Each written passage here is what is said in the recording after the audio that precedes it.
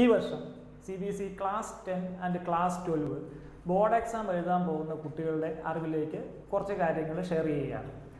ആദ്യം തന്നെ നമുക്ക് ക്ലാസ് 10th നോക്കാം. അപ്പോൾ ഈ ക്ലാസ് 10ൽ കഴിഞ്ഞ വർഷം വരെ നമുക്കറിയാം ഒരു സെപ്പറേറ്റ് കട്ട് ഓഫ് ആവശ്യമില്ലായിരുന്നു. അതായത് തിയറി പ്ലസ് ഇൻറ്റേർണൽ 33% മാർക്ക് കിട്ടിയാൽ മതി.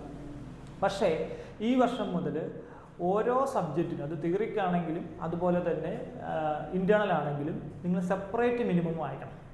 അതായത് തിയറിക്കാണെങ്കിൽ 80ൽ 26-27 മാർക്ക് അല്ലെങ്കിൽ 26 മാർക്കോളം നമ്മൾ സെപ്പറേറ്റ് വാങ്ങിക്കണം. ഓരോ സബ്ജക്റ്റിനും നമ്മൾ എന്ത് ചെയ്യണം? സെപ്പറേറ്റ് വാങ്ങിക്കണം. നേരത്തെ നമുക്ക് അങ്ങനെ ഇല്ലായിരുന്നു. ടോട്ടലി 33%, 20 മാർക്ക് 20 ഇൻറ്റേർണൽ കിട്ടും, ബാക്കി 13-14 മാർക്ക് കിട്ടിക്കഴിഞ്ഞാൽ നമ്മൾ പാസ്സാകുമായിരുന്നു. ഈ വർഷം ക്ലാസ് 10th എഴുതാൻ പോകുന്ന കുട്ടികൾക്ക് കുറച്ചുകൂടെ ഈ പറയുന്ന ഡിഫിക്കൽട്ട് ആവുകയാണ്. കാരണം നേരത്തെ വരെ നമുക്കറിയാം നമ്മുടെ സബ്ജക്റ്റായിട്ട് ഈ പറയുന്ന സയൻസും അതുപോലെ തന്നെ മാത്സും സോഷ്യലും അതുപോലെ ലാംഗ്വേജ് ആയിട്ട് ഇംഗ്ലീഷും പിന്നെ ഏതെങ്കിലും ഒരു ലാംഗ്വേജ് പഠിച്ചാൽ മതിയായിരുന്നു. പക്ഷേ ഈ വർഷം തൊട്ട് നമുക്കറിയാം അഡീഷണൽ ആക്കുകയാണ്. അതായത് ഒരു ലാംഗ്വേജ് 3 ലാംഗ്വേജ് സിസ്റ്റം നിങ്ങൾക്കും ഇംപ്ലിമെൻറ്റ് ചെയ്യുകയാണ്. കുറച്ച് മുമ്പ് വരെ പറഞ്ഞിരുന്നത് 6th സ്റ്റാൻഡേർഡുകാർക്കാണെന്നാണ്. ഇപ്പോൾ അതാ പറയുന്നത് 9th-ലും 10th-ലും കൂടെ 3 ലാംഗ്വേജ് സിസ്റ്റമാണ്. അപ്പോൾ നിങ്ങൾ 2 നേറ്റീവ് ലാംഗ്വേജും ഒരു ഫോറിൻ ലാംഗ്വേജും പഠിക്കണം. അപ്പോൾ ഒന്നെങ്കിൽ നിങ്ങളിപ്പോൾ മലയാളം പഠിക്കുന്നവരാണെങ്കിൽ നിങ്ങൾ ഏത് സംസ്കൃതം പഠിക്കേണ്ടി വരും, അല്ലെങ്കിൽ നിങ്ങളിപ്പോൾ പിന്നെ ഹിന്ദി പഠിക്കുന്നവരാണെങ്കിൽ നിങ്ങൾ മലയാളം പഠിക്കേണ്ടി വരും. അപ്പോൾ ഇങ്ങനെ അല്ലെങ്കിൽ ഈ പറയുന്ന വേറെ ഏതെങ്കിലും ഒരു ഇന്ത്യൻ ഭാഷയും കൂടെ നമ്മൾ പഠിക്കണം. അത് 10th-ലെ കുട്ടികൾക്ക് അത് ബോർഡ് എക്സാം ആയിട്ടില്ല, പക്ഷേ അത് ഇൻറ്റേർണൽ അസസ്മെൻ്റ് ആയിട്ട് വാല്യൂ ചെയ്ത് മാർക്ക് അയച്ചു കൊടുക്കേണ്ടി വരും. അതുപോലെ തന്നെയാണ് നമുക്ക് AI എന്ന് പറയുന്ന അല്ലെങ്കിൽ കമ്പ്യൂട്ടർ എന്ന് പറയുന്ന ഇൻഫർമേഷൻ ടെക്നോളജി എന്ന് പറയുന്ന ഒരു സബ്ജക്റ്റ് ഉണ്ട്. കൂടാതെ നിങ്ങൾ ആർട്ട് അല്ലെങ്കിൽ മ്യൂസിക് ഇതിലേതെങ്കിലും ഒന്നും കൂടെ ഉണ്ട്. അപ്പോൾ ഇത്രയും സബ്ജക്റ്റുകൾ നിങ്ങൾ ഈ പറയുന്ന പോലെ പഠിക്കേണ്ടി വരും. ഇതിന് 3 എണ്ണത്തിന് നിങ്ങൾക്ക് പ്രത്യേകിച്ച് ഈ പറഞ്ഞ ബോർഡ് എക്സാം ഇല്ല, പക്ഷേ എന്ത് ചെയ്യണം? Internal assessment. അതിനിപ്പോൾ നമുക്ക് പീരീഡ് മാറ്റി വെക്കേണ്ടി വരും സ്കൂളിൽ. അതുപോലെ അതിനുള്ള അസൈൻമെൻറ്റുകൾ, പ്രൊജക്റ്റ് അതെല്ലാം ഈ പറയുന്ന ചെയ്യേണ്ടി വരും. അതുകൂടാതെ ഇപ്പം നമുക്ക് ഈ പറയുന്ന 33% മാർക്കും കൂടെ വാങ്ങിക്കണം സെപ്പറേറ്റ്. അപ്പോൾ ഇതെല്ലാം കൂടെ വരുമ്പോൾ ഈ വർഷത്തെ 10th-ലെ കുട്ടികൾക്ക് നല്ല ഒരു സ്ട്രഗിളാണ് ഈ പറയുന്ന പോലെ വരാൻ പോകുന്നത്, അല്ലെങ്കിൽ നല്ലൊരു ബേർഡൻ ആയിരിക്കും ഈ പറയുന്ന പോലെ അവർ ഫേസ് ചെയ്യാൻ പോകുന്നത്.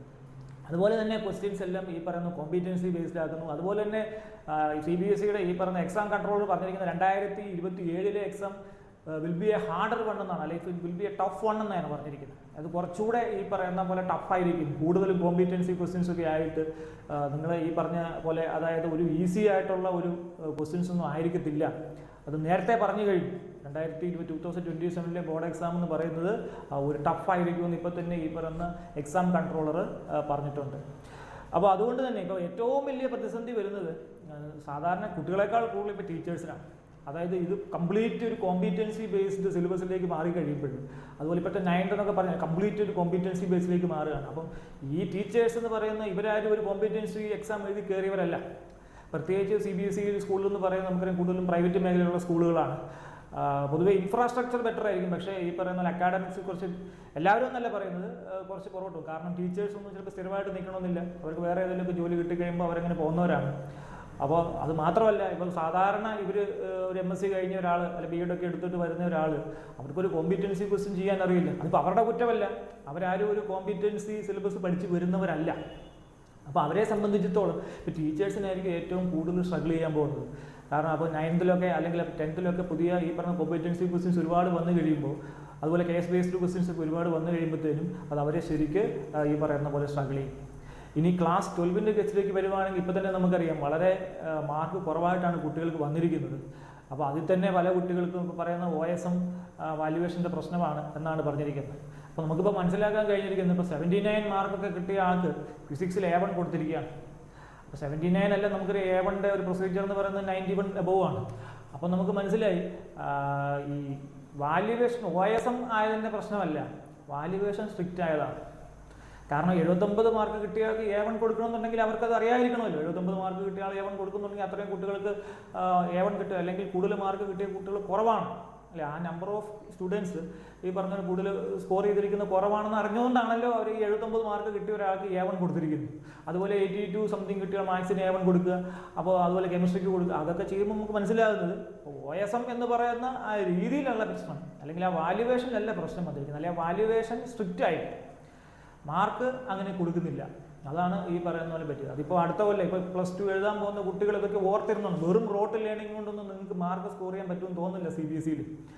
അതായത് നമ്മൾ കുറേ ഇപ്പോൾ ഫിസിക്സ് ആണെങ്കിൽ കുറേ ഡെറിവേഷൻ പഠിച്ചു, അല്ലെങ്കിൽ മാത്സ് ആണെങ്കിൽ കുറേ പിന്നെ നമ്മുടെ NCERT ടെക്സ്റ്റ് ബുക്ക് വായിച്ചു അല്ലെങ്കിൽ ചെയ്തു പോയി. ഇതൊന്നും നമുക്ക് ഈ പറയുന്ന പോലെ മാർക്ക് സ്കോർ ചെയ്യാൻ പറ്റില്ല. നിങ്ങൾ ആപ്ലിക്കേഷൻ ലെവൽ ക്വസ്റ്റ്യൻസ്, എൻട്രൻസിൻ്റെ ക്വസ്റ്റ്യൻസ് ഇതെല്ലാം ഈ പറയുന്ന പോലെ പ്രാക്ടീസ് ചെയ്യാതെ നമുക്ക് മാർക്ക് സ്കോർ ചെയ്യുക എന്ന് പറയുന്ന വലിയൊരു ബുദ്ധിമുട്ടായിട്ട് മാറുകയാണ്. അതുപോലെ നിങ്ങൾ ഈ വർഷം +1 കയറുന്നവർ പ്രത്യേകം ഓർക്കുക. അപ്പം പ്രത്യേകിച്ച് ഓർത്തോണം, ഈ വർഷം +1 കയറുന്നവർ നിങ്ങൾക്ക് ഈ പറയുന്ന പോലെ സയൻസ് ബാക്ക്ഗ്രൗണ്ടിലാണ് പോകേണ്ടത്. നിങ്ങൾക്ക് മാത്സ് അറിയാമെങ്കിൽ നിങ്ങൾ ഈ പറയുന്ന പോലെ CBSE-യിൽ പോയിട്ട് സയൻസ് എടുത്താൽ മതി. അതായിരിക്കും ബെറ്റർ. കാരണം എന്തെന്ന് ചോദിച്ചാൽ ഈ ഫിസിക്സിനകത്തും അതുപോലെ തന്നെ കെമിസ്ട്രിക്കകത്തൊക്കെ അത്യാവശ്യം നല്ലപോലെ മാത്സ് കയറി വരുന്നുണ്ട്.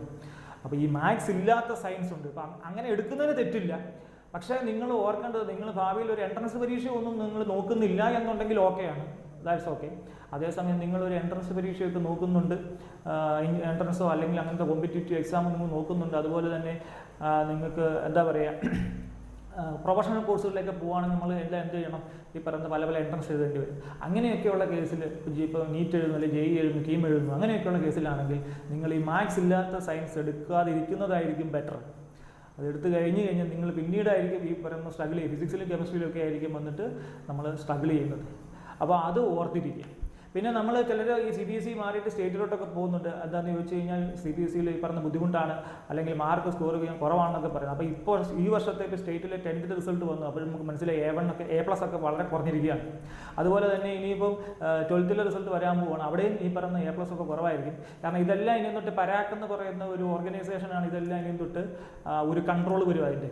കാരണം അത് NCERT-യുടെ ഒരു വിങ്ങാണ്. അതായത് ഇന്ത്യയിലെ എല്ലാ ബോർഡ് എക്സാമും ഒരേ സ്റ്റാൻഡേർഡിലാക്കാൻ വേണ്ടിയിട്ട് NCERT-യുടെ ഒരു സെപ്പറേറ്റ് ഓർഗനൈസേഷൻ വരുന്നുണ്ട്, പരാക്ക്. അപ്പോൾ ഈ പരാക്കിൻ്റെ അണ്ടറിലായിരിക്കും, അല്ലെ പരാക്കിൻ്റെ ഒരു എന്താ പറയുക ഒരു സർവൈലൻസിലായിരിക്കും ഇനിയുള്ള ഈ പറഞ്ഞ എല്ലാ ബോർഡ് എക്സാമുകളും നടക്കുക എന്നുള്ളത്. അപ്പോൾ അതുകൊണ്ട് എവിടെയാണെങ്കിലും ഇപ്പോൾ സ്റ്റേറ്റിലോട്ട് ഇനി മാറിയാൽ പോലും അവിടുത്തെ ഇപ്പം തന്നെ മനസ്സിലായി ഇപ്പോൾ 25% ക്വസ്റ്റ്യൻസ് അവർ എന്താക്കുകയാണ്, കോമ്പീറ്റൻസി ബേസ്ഡ് ആക്കുകയാണ്.